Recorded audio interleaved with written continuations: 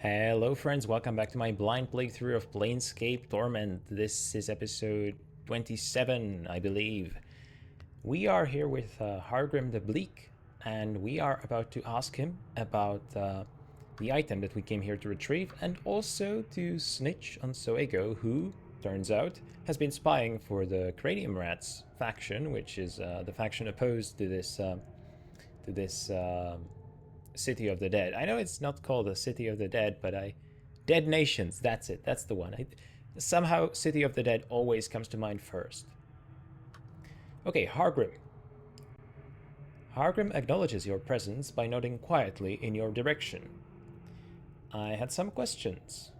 It motions for you to proceed. It. Huh, such an impersonal pronoun to use here. Have you seen a small bronze sphere anywhere here? Okay, I'm thinking maybe I should snitch on Soego first so that I gain Hargrimm's favor and he's more honest with us there.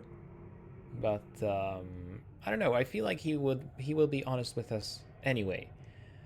By the way, I don't really think these are actual game mechanics. I'm just sort of role playing this, but I don't think this the order of in which I pick these two lines changes anything really. Have you seen a small bronze sphere anywhere here? It shakes its head. I have seen no such thing. Why dost thou seek this object? You know, let's be honest, honesty gets rewarded. Sometimes. For a man named Farad. The skeleton draws back. It looks up and away as if peering at the surface. Blood still beats in his black, worm-ridden heart. That wheezing sack of flesh still sends his pack into our homes to raid and pillage. It faces you once more. Thou were wrong to come here. We tolerate no such desecrators within our borders. Well, so much for honesty getting rewarded. That was honestly a bit colder than I expected. In hindsight, maybe I should have expected it. Farad seems like an unsavory individual. And I don't imagine he has a lot of friends out there. Especially not here where he, desecrates the dead. I'm not of his pack though. Why then art thou here, invading our homes on a fetch and carry for that miserable soul? Well, because I'm playing a game, and games are all about fetch and carry quests, you know? Okay, listen, I really need the information he has. So there is no other loyalty between us, which, by the way, is completely honest, completely true. I don't imagine I will stay loyal to Farad in any capacity. It looks you over carefully, tapping its chin with a bony finger. Click, click, click. Thou do not seem the sort to follow such a man. Perhaps you speak the truth. Perhaps your presence here is tolerable. Well, we smooth that over. I have some other questions then, but it's kind of a shame that I didn't really learn anything from this. Let me prove to you my loyalty is a strong word, but I find myself, generally well disposed toward the dead nations. They're far better than the cranium rats, and they seem pretty chill, all things considered. Should I really say this when Soego is standing right here? Let's establish dominance. Let's just say it like it is. Did you know Soego's a cranium rat spy? It draws close to you, smelling of dust and mouldering cloth. What is this thou speak of? What proof have thee that Soego runs with the brain vermin? Well, funny you should ask. There is proof in his quarters, and namely his journal. Updated my journal. We shall see. I shall gather Soego and speak to him of this matter within his chambers. Should this be true, I shall owe thee thanks. Well then, maybe he will remember where that sphere is. Gathering Soego really won't take much work. Ooh, looks like my skills have increased. Ooh. A level up, huh? Whoa, this seems official. Soego, what is this I hear of thee being in league with many as one? What? It is untrue, a cruel rumor, a lie. Dare thou lie to the high priest of the Silent King? No, no, Hargrimm, I would never presume. Where is thy journal? Let me see it. Prove thy innocence before the eyes of the Silent King. I beg for your mercy, Hargrimm. The dead truce shall protect thee here, Soego, but thou shalt never leave these catacombs. Thou shalt continue thy pursuit of... Oh, God, I can't read that fast, for fuck's sake. Okay, speak with no one, food and water. And he's been turned into... Only the truce protects thee. I won't be caged. Die. Whoa. It is done then. Might the Silent King protect us from... Wow. Why is the dialogue so goddamn fast? Hang on, what if there's like a setting that I can change somewhere? To tooltip delay, keyboard scrolling speed, difficulty, frame rate. As a frame rate slider, that's kind of interesting. I don't really see any movies. No. Oh, I can rewatch all the cutscenes from here. Now that's interesting. I will definitely take advantage of that someday. Maybe not today. Maybe today, if I remember by the end of the episode. Okay. Like graphics, I guess. Font size, contrast, brightness. Game world scaling. Interesting that it's here. Oh, by the way, this shows my PC specs. Wow. I doxed my PC. Hardware mouse cursor, zoom lock. Alright, well, doesn't really contain dialogue speed, which, funny, I thought that was a feature in classic RPGs like Fallout or Baldur's Gate. I somehow thought that was a feature, but doesn't really seem to be the case here. What a shame, because the dialogues go by crazy fast. I mean, I was speed reading that, and I still didn't get all of that. I'm gone. Man, I like to read my dialogue slower than that. You guys have been watching this for 27 episodes, so you know me. I like to savor the dialogue. I like to savor the words. Even though I don't always, do the best job, I try to do that. And that was just crazy fast. But we got the gist of it. Soego is now dead, which I'm not sure if that was my intention. It really wasn't, but he was a freaking spy for the stupid were-rat, so you know what? He got what was coming to him. And I have a feeling I would have needed to choose between these two factions anyway if I wanted to progress in any sort of meaningful capacity. And I just like the Dead Nations more. Anything new in Soego's chambers now that he is permanently gone? Can I even enter? Okay, I can.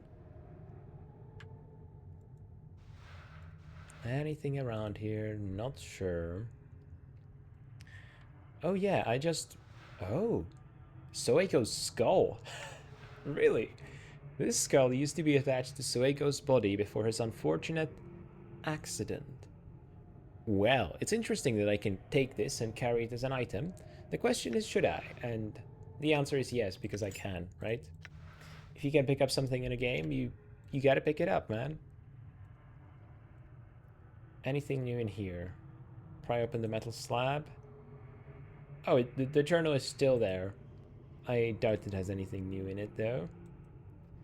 So now that we've dealt with the spy, I wonder if Hargrimm has anything new to say to us.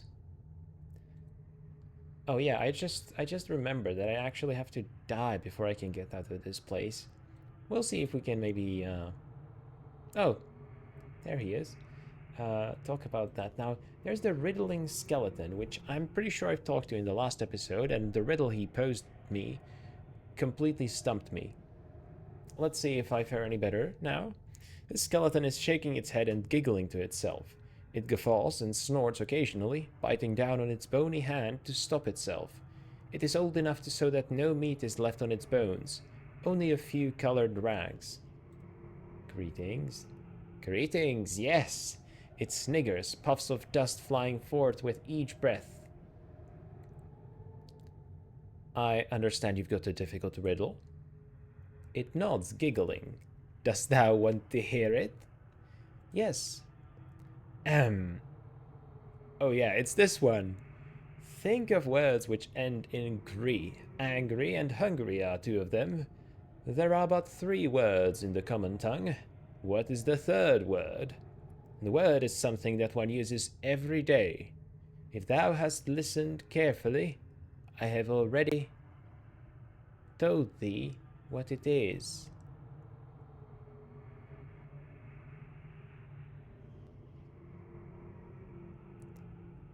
Huh. I gotta say, I still don't know. But I feel like I should figure this out. Man, I gotta write this down. I gotta think about this in my free time.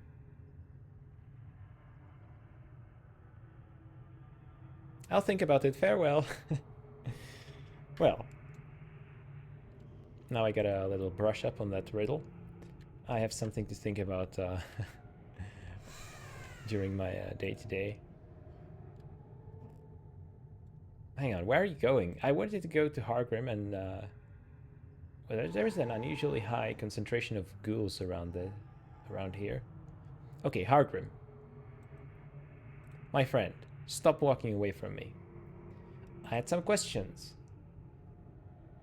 Have you seen a small bronze sphere? No. Well then. Okay, I feel like I'm at a bit of an impasse because I'm not sure what else I should do around here. My instinct is to leave this place and look for the sphere elsewhere. Of course, leaving this place is only possible if I die. And if I want to die, presumably I would have to attack the inhabitants of this place, which seems just like a terrible idea. So that is my very last resort. I don't want to do that unless it's absolutely necessary. Oh! Oh!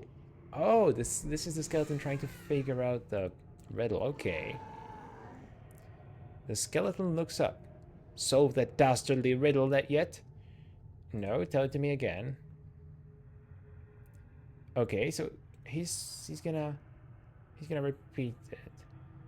Interesting that we've got two characters telling me the entire riddle. I wonder if it matters which one I tell the answer to, you know?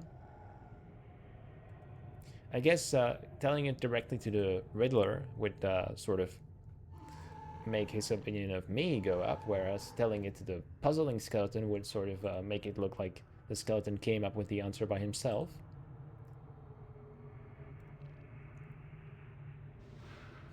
Not entirely sure about what to think about that. Do we have any quests specifically around this place? Find and return Yuhir's lucky knife. Not really. That's from a collector. Well, I am being kept prisoner. I can't go visit the Silent King as far as I know. Akaste, you got anything new for me? Meeting comes once more, pestering Akaste, always.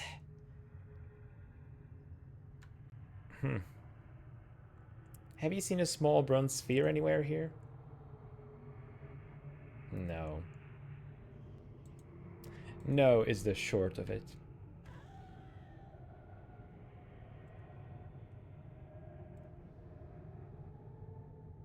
Okay, my friends. Yes, yes, large skeleton. And nothing to do here. Can I... The door is locked, you will need a key. I imagine that no simple key will open the way to to the Silent King's throne room. Okay, well, can I maybe try and get out of here then? The door is locked, sure. But what if, hear me out, what if I sort of bash the door? Failed. Yeah, I didn't really think so. What about this, this one? Failed. Failed. Should I be bashing it with something different? Should I be bashing it with my fist or something? I mean, I've got the... Oh, hang on, I've got a crowbar somewhere, or a pry bar, which I can't use. Cool. Maybe Dak'kon. Actually, yeah, Dak'kon is... Oh, in enduring this is interesting. If I click the health, I can... Okay, I can make the game all glitchy. Oh, never mind. I've been holding escape without knowing it. Okay, that was pretty idiotic. Actually, yeah, Mort has leveled up, so let's level up Mort first. There you are. +1 fist, saving throws improved, fighting skills improved, 7 hit points. That's pretty good. +2 from constitution bonus, interesting. Still a fighter. I hear your words. Friend Dak'kon, can you open this?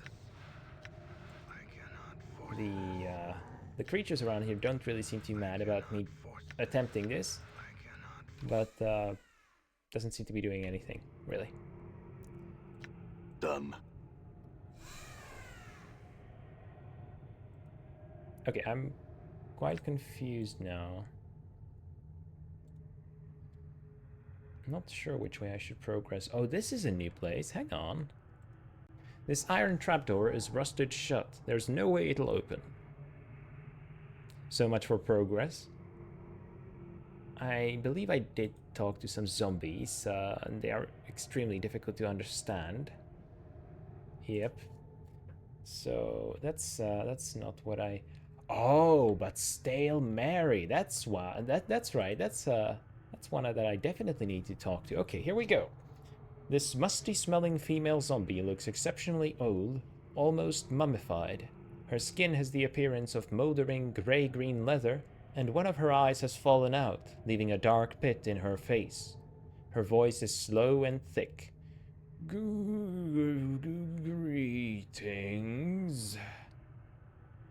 Greetings. She indicates herself and speaks again. Mary. It sounds as if her vocal cords are festering away in some soupy mess at the base of her throat. Okay, I very well can't imitate that. Stale Mary, I had some questions for you.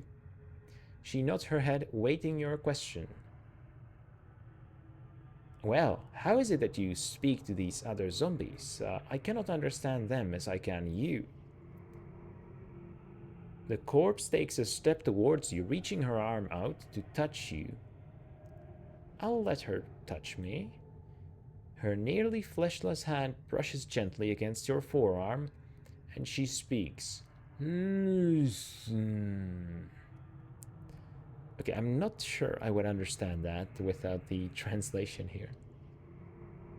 Oh, that's right. The translation is there because she somehow... Well, because she touched me, but I'm not sure how that works exactly. How did you do that? She touches you once more. Spook to you can, but must do it properly. Okay. Can you teach me? She smiles, the hardened skin of her face creaking like thick leather. Okay, that's a permanent skill right there. Whoa! So much XP. That is crazy. That's gotta be like at least a third of what I need for an entire level, right?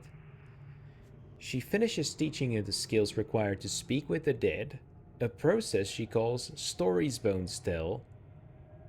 I'm really glad I ran into her. So now I can talk to any dead body? Okay, so not just the zombies, you mean?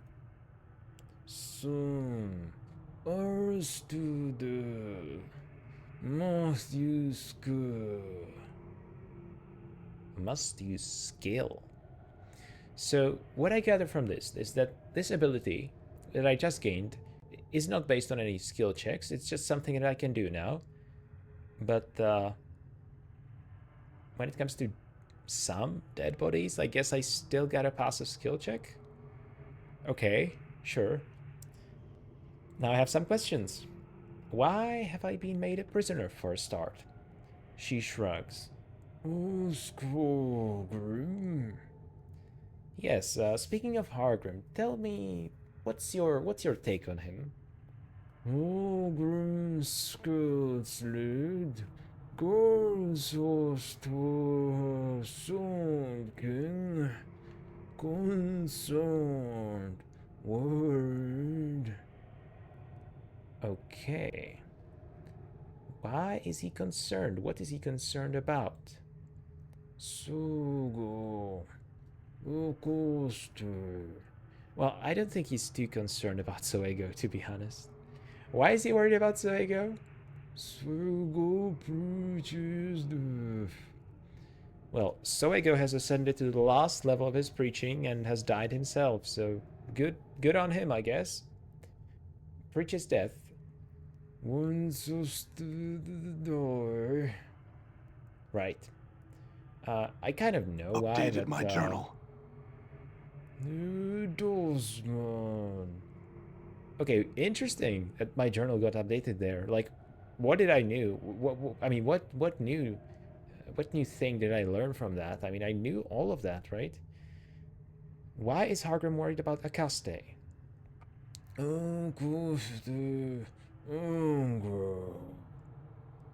Anger? Akaste won't kill everyone. Akaste won't kill everyone, huh? Does she really? I mean, I got the impression that she wanted to rebel against the Silent King. I did not get the impression that she was just a complete annihilationist. God, I can't pronounce that. Why does she want to kill everyone? Hungry. Honestly, kinda relatable. Tell me of someone else then. Tell me of yourself. Sister Murray. Right, but what do you do here exactly? Good with a zombie. Careful, quiet ones. Quiet ones meaning the true dirt. Mm-hmm. Right. That's what we heard.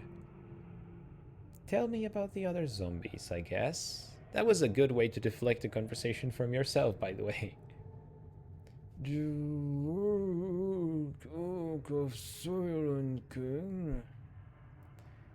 The work of Silent King? Hang on, what sort of work are you talking about here? I feel like I'm finally getting somewhere. The witch was broken. Care for the true good.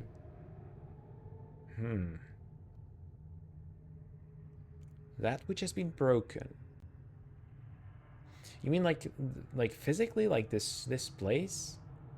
I assume that's what she means. Tell me about the Silent King. Silent King. Yes, what can you tell me of him? Silent King. Wow, the informational content here is just overflowing my brain at this point. What do you know of him? Silent King. I expected no different, honestly. Well, interesting how she can't really tell me anything about him. Almost makes me think whether the Silent King made it this way, you know?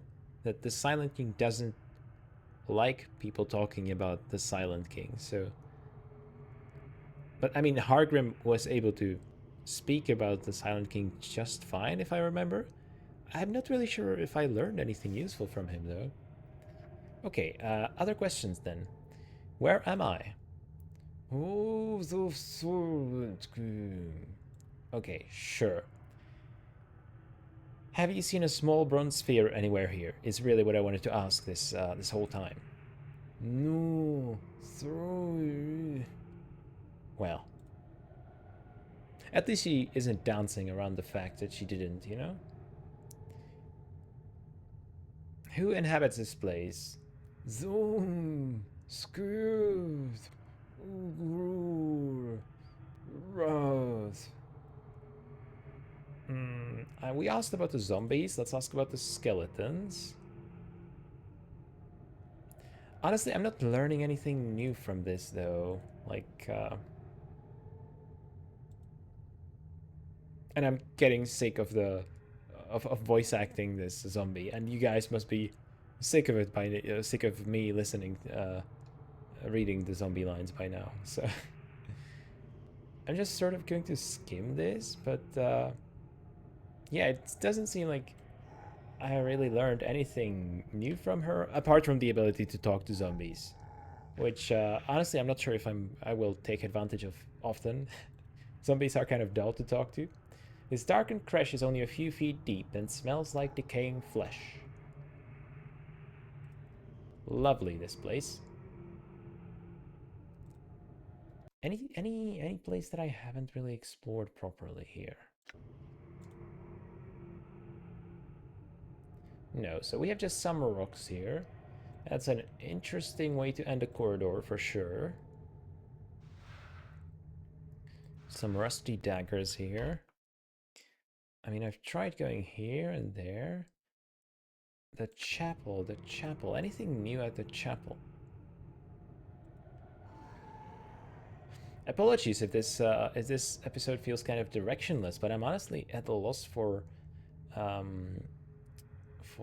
what to do here.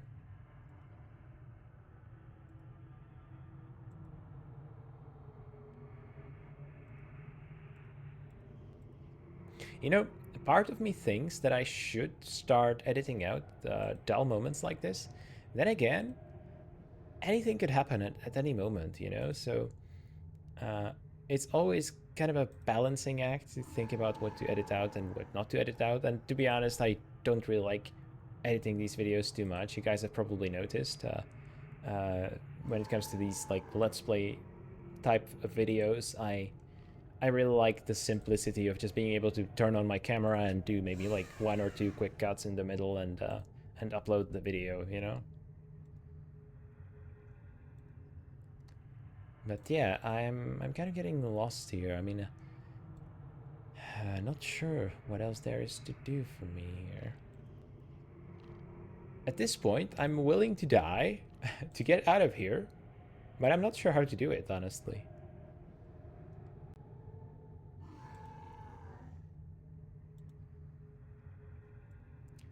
Let's check in with my companions. My friend, Dak'kon, how are you? Will? There are things I would know, Dak'kon. Now, apparently, I'm supposed to ask about the circle of Zerthimon that he carries in his inventory. So I will try to do that.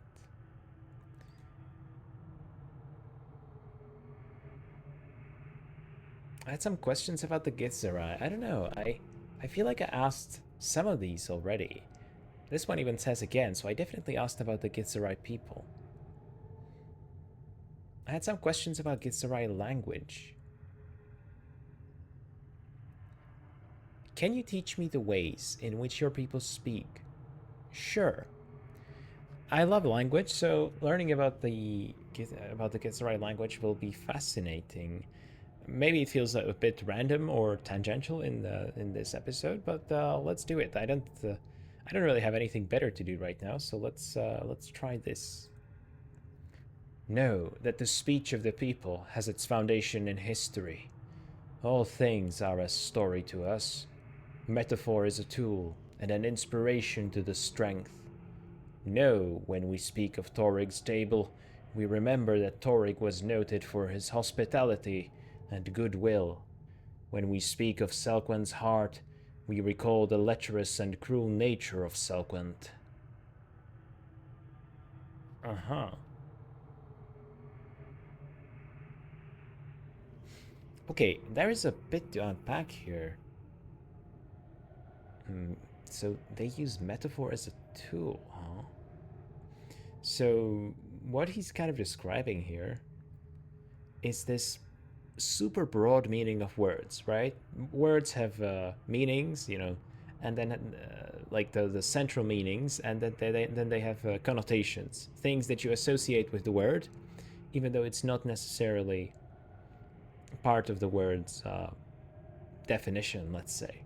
And it sounds like here the connotation is just super broad. It's like every word comes with this sort of association or a chain of associations, web of associations, perhaps it's even better, to kind of make you recall just a long series of images and facts and just things. So it feels like every word must carry a lot of weight, which would explain why he is, well, why he says so little, you know? He's just always matter of fact and to the point, and he thinks very deliberately about every word he utters, so that would kind of make sense here. I understand, I think. Will you teach me? Updated my journal. Well, we have been taught. Dak'kon teaches you some of the common words of speech.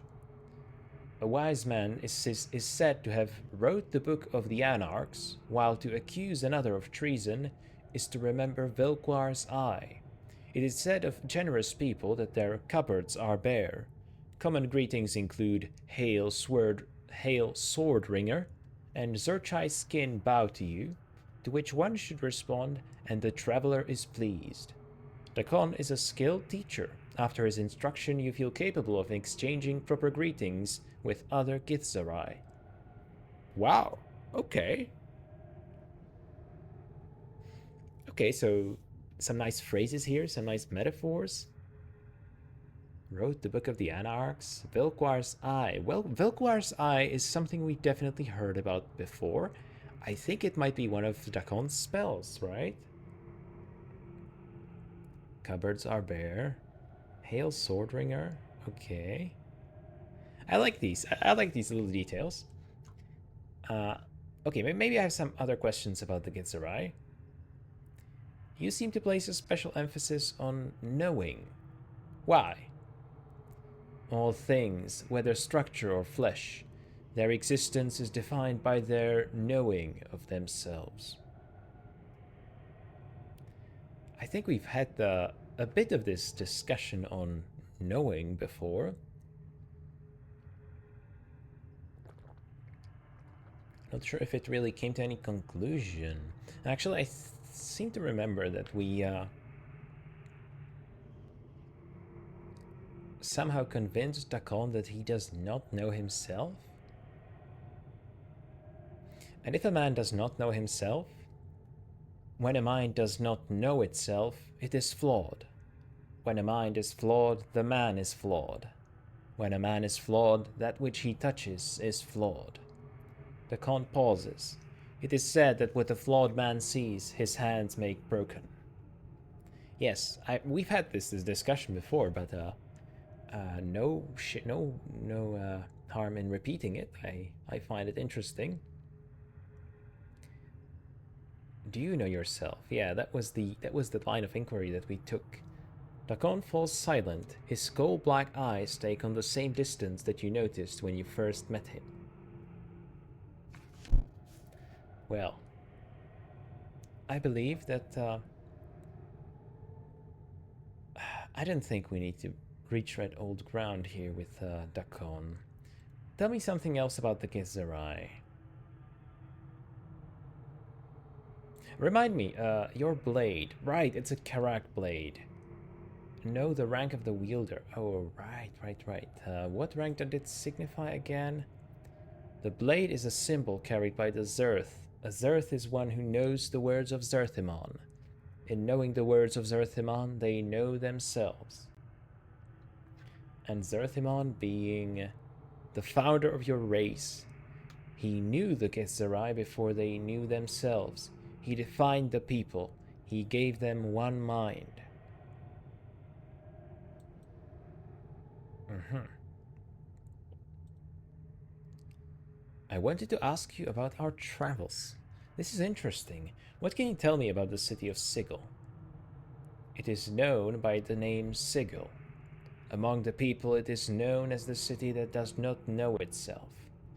Ah, right. Okay, I remember this part. Yeah, about the knowledge. Hmm.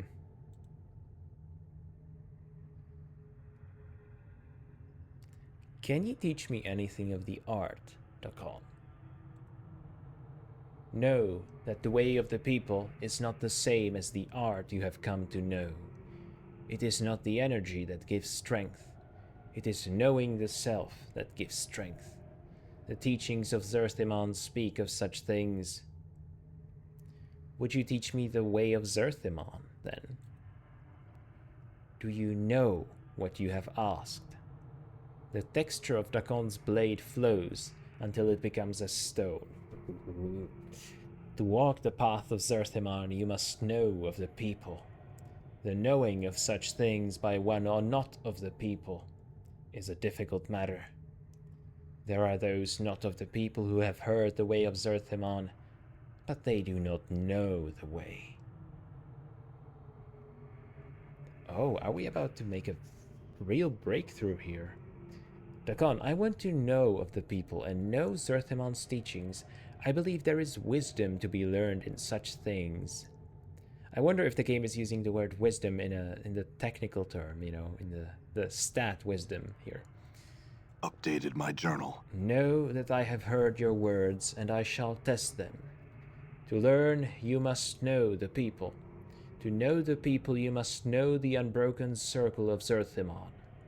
Dak'kon holds up the stone disc in his possession, and his spider-like fingers hook into its sides. There is a click, and the plates of the circle slide into a new configuration. He reverses the motion, sealing the stone. Know the first circle of Zerthimon is open to you. Study it. Then I will hear your words. Okay. Hang on, let me read that again. His spider-like fingers hook into its sides, there is a click, and the plates slide into a new configuration. He reverses the motion, sealing the stone. Pretty cool, right? I will read the first circle then. In the meantime, I had other things I would know. I will hear you. Actually, no. I don't have anything else I want to know. This is what I'm focused on right now. So, this is the unbroken circle of Zerthimon. Usable only by Dak'kon, but is it really? Now that I've... Huh, okay. This small round stone is the unbroken circle of Zerthimon. It is made up of a series of interlocking circles that fold out from one another. The complexity of the plates and the intricacy of their links prove the text was constructed by a master artisan. Right. Let us unlock the first plate, as Dak'kon showed me. You mirror the motions that Dak'kon made upon the circle, and the plates give way at your touch, the rings sliding into a new configuration. Upon the rings are a series of symbols. The script is like no writing you have ever seen. It is a series of interlocking geometries with circles predominating. Just looking at it, you know the symbols and know you can read them. Alright, let's do it. Read the first circle of Zerthimon. Know that we are the first people. First people, huh? What do you mean by that? Do you mean chronologically first? Or metaphysically first? Or first in what, you know? Let's continue reading, I guess. Once all was chaos. The first people were thought drawn from chaos. When the first people came to know themselves, they were chaos no longer and became flesh. Ah, okay, this is a super interesting cosmology here. Right, so what distinguished, I was gonna say matter, but, you know, chaos. What distinguished the unliving, let's say, from the living was knowledge of the self, like self-consciousness, like realization that you are you, you know? Something that happens in young children, right? I'm not sure what the age is exactly when the child sort of realizes that they are themselves as a unique human being. I apologize if this makes no sense. By the way, I'm sort of like drawing on associations from my mind, from what I've studied, and I don't think I'm presenting them in the best way. I'm just like saying random words at this point, but hopefully you get at least a bit of what I'm talking about. Like I'm not sure. I'm not sure why I brought up the young children, but I think it's a really nice illustration of sort of someone existing and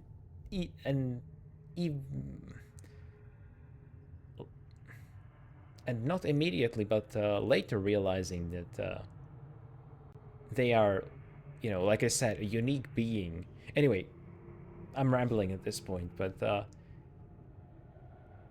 it's kind of hard to put into words, honestly. Right, so they were chaos no longer and became flesh. With their thoughts and knowing of matter, the people shaped the first world and dwelt there with their knowing to sustain them. Right, the first world, first people, first world. I'm seeing a pattern here. Yet the flesh was new to the people, and with it, the people came not to know themselves. The flesh gave rise to new thoughts, greed and hates, pains and joys, jealousies and doubts. All of these fed on each other, and the minds of the people were divided. In their division, the people were punished. That's what always happens, right? So it sounds to me like what the Zerth cosmology is presenting here is a sort of dualism, you know, mind, matter, and when matter comes into play, it sort of distracts the mind from itself and just makes it not focus on the important things, you know, which is like a really common theme in a lot of philosophies and world religions, right? At least to a certain extent.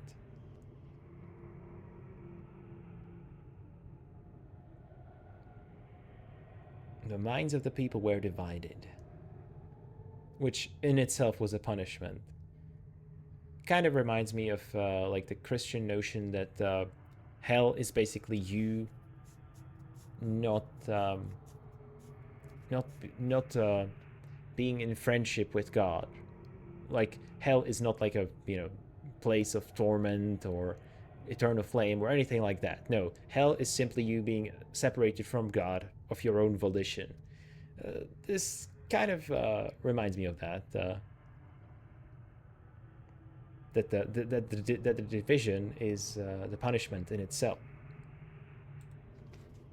The emotions of the flesh were strong, the greed and hates, the pains and joys, the jealousies and doubts, all of these served as a guiding stone to enemies. In becoming flesh, the first people became enslaved to those who knew flesh only as tools for their will. No, these beasts were the Illithids. Oh, okay, here's a word I'm familiar from. Here's a word I'm familiar with from Baldur's Gate 3. Jealousies and doubts. Guiding stone to enemies.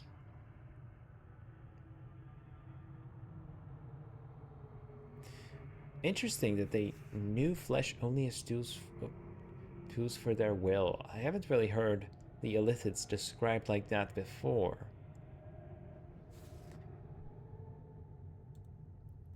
The Illithids were a race that had come not to know themselves. They had learned how to make other races not know themselves. That is sinister. They were the tentacled ones. They lived in flesh and saw flesh as tools for their will. Their blood was as water, and they shaped minds with their thoughts. When the Illithids came upon the people were a people no more. The people became slaves. Right, so the Illithid power of mind control, what it does is basically it completely subjugates your will, which I guess, yeah, that contradicts any kind of knowledge or self-knowledge, you know? The Illithids took the people from the first world and brought them to the false worlds. As the people labored upon the false worlds, the Illithids taught them the way of the flesh. Through them, the people came to know loss. They came to know suffering. They came to know death, both of the body and mind. They came to know what it is to be the herd of another and have their flesh consumed. They came to know the horror of being made to feel joy in such things. Oof. Okay, that sounds just like a complete destruction of what the Githzerai were all about previously.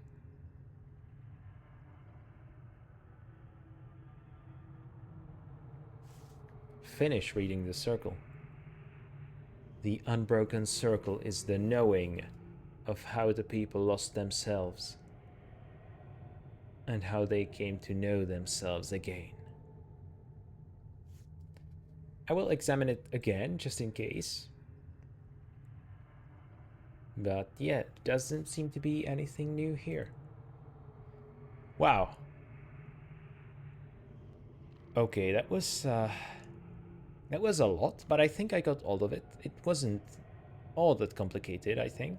It was pretty straightforward, actually. What is your will? I mean, that remains to be seen. Maybe Dak'kon will give me like a little quiz to see how much I understood, you know? So we will see about that.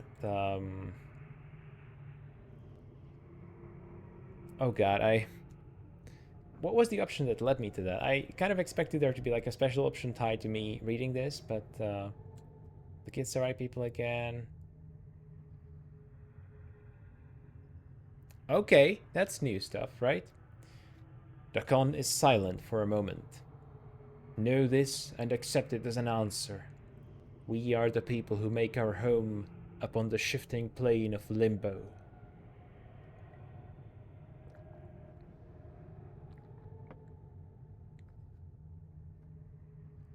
With a deft motion, Dak'kon slips the blade from his back and holds it before him. I don't think we've seen that. There we mold the matter of limbo with our minds. We forge cities with our thoughts. As you watch, a series of rippling waves of metal begins to roll forth from the center of the blade. The pitch and crest of the waves match the inflections in Dak'kon's voice. In its chaos we dwell, with only our knowing to preserve us. We are the Githzerai.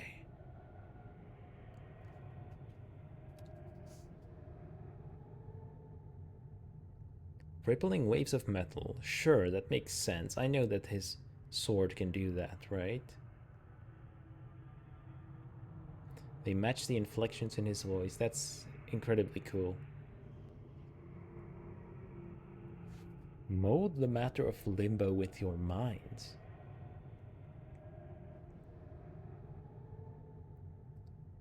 Okay, that is honestly wild. Living in a plane of existence that you can just shape with your will.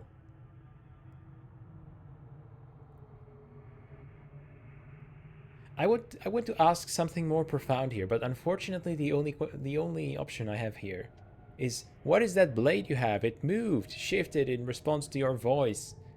Like, yeah, we know that. It's a Karak blade. I know. Yes. Other questions about the Githzerai? I don't know, man. I completely lost the option. Like, where was the option to sort of tell him, hey, I read the circle, you know? You want to ask me anything? And now we're asking about the Githzerai language again.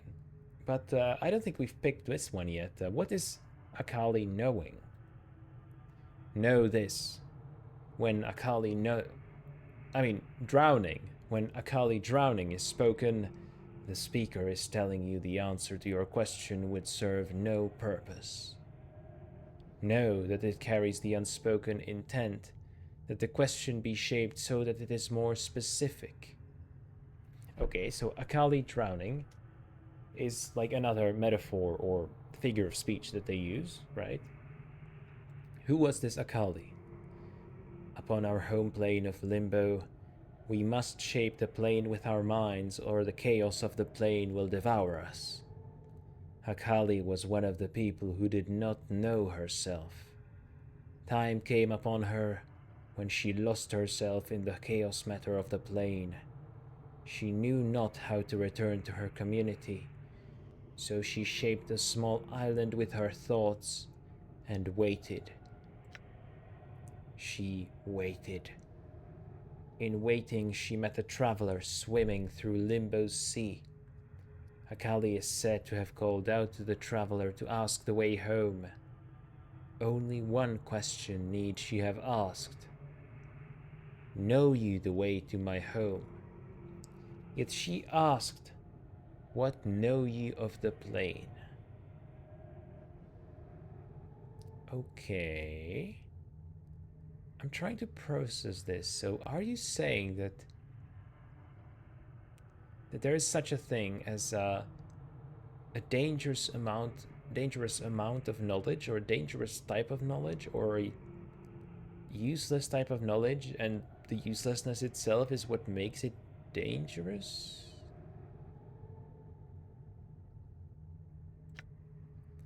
The traveler knew much, and much of what was said was new to Akali. Her questions grew, feeding upon the answers, until she knew not where she was, and knew not that she must maintain focus. The small island she had shaped dissolved into the chaos matter, and she drowned. It is a lesson that tells of the harm in asking without purpose. That is super interesting.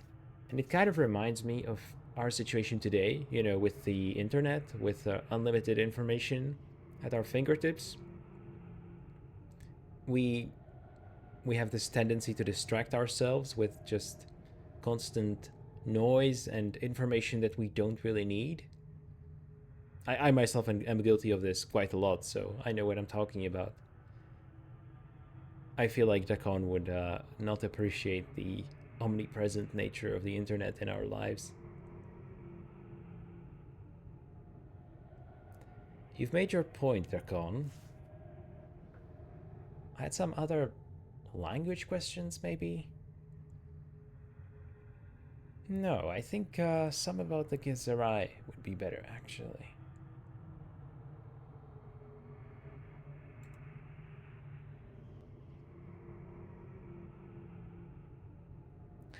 We are going back to this. Do you know yourself?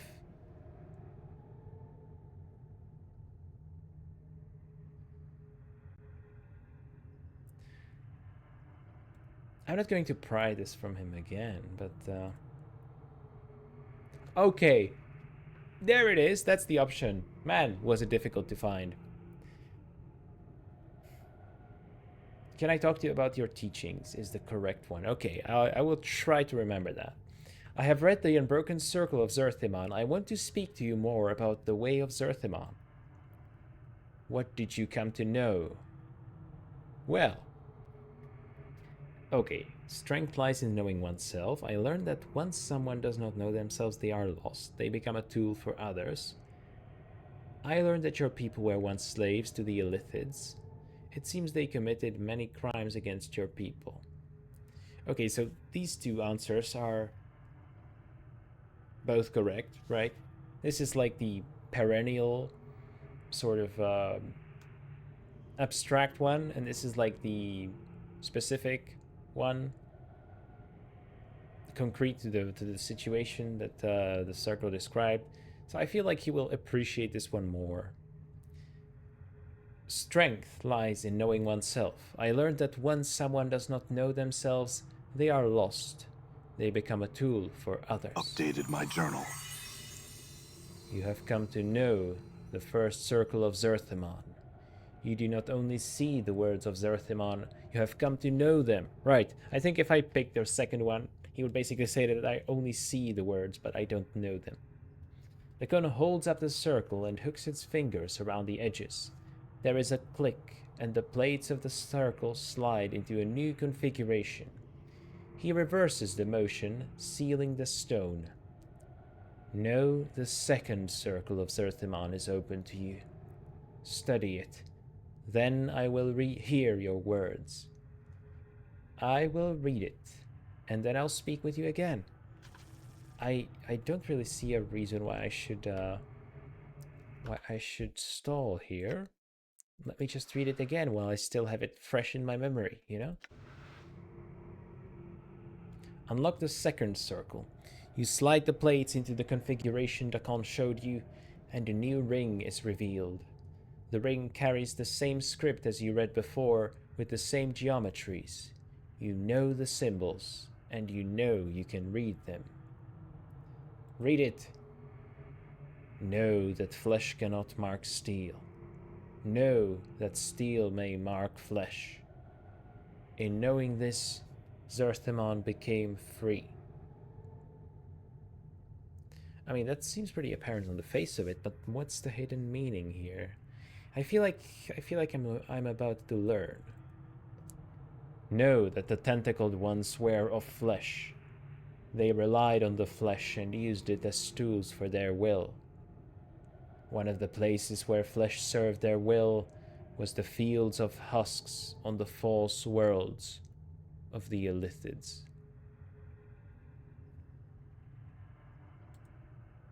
The fields where the bodies of the people were cast after the Illithids had consumed their brains. When the brain had been devoured, the husks came to be fertilizer to grow the poison-stemmed grasses of the Illithids. Zerthimon worked the fields with no knowing of himself or what he had become. He was a tool of flesh, and the flesh was content. It was upon these fields that Zerthimon came to know the scripture of steel. The scripture of steel? We've heard that phrase before. During one of the turnings, as Zerthimon tilled the fields with his hands, he came across a husk whose brain remained within it. It had not been used as food, yet it was dead.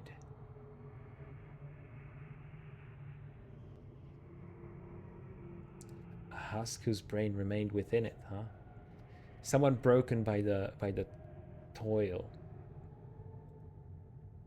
The thought that one of the husks had died a death without serving as food for the Illithids was a thought Zerthimon had difficulty understanding. From that thought came a desire to know what had happened to the husk. Embedded in the skull of the husk was a steel blade. It had pierced the bone. Zerthimon realized that was what had killed the husk. The steel had marked the flesh, but the flesh had not marked the steel. Zerthimon took the blade and studied its surface. In it he saw his reflection. It was in the reflection of the steel that Zerthimon first knew himself. Its edge was sharp, its will the wearer's. It was the blade that would come to be raised against Gith when Zerthimon made the pronouncement of two skies.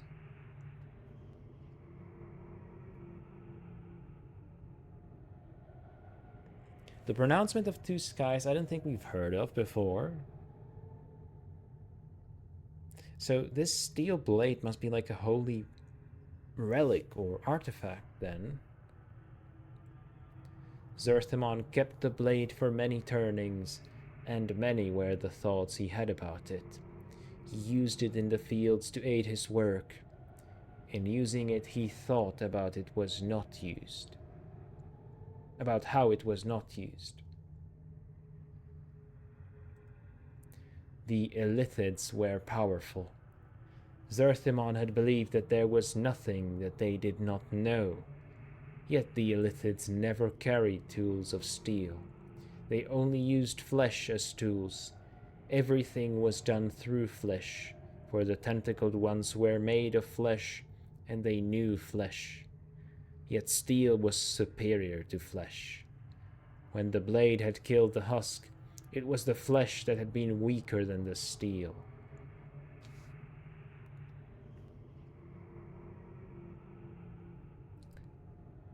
So far, pretty straightforward. That's why I'm not commenting on it too much. It was then that Zerthimon came to know that flesh yielded to steel. In knowing that, he came to know that steel was stronger than the Illithids. Steel became the scripture of the people. Know that steel is the scripture by which the people came to know freedom. Okay. What is your will? I'm not entirely sure what to take away from that.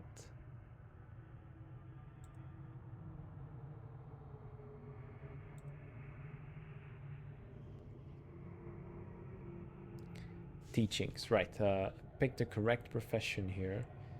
Let's speak about the way. I learned that while tending the fields of the Illithids, Zerthimon learned of the nature of steel and how it could be used to defeat the Illithids. That's what I learned, honestly. I didn't really go beyond that. But the correct answer apparently is, I learned that not knowing something can be a tool, just like flesh and steel. If upon encountering it, you attempt to know its nature and how it came to be.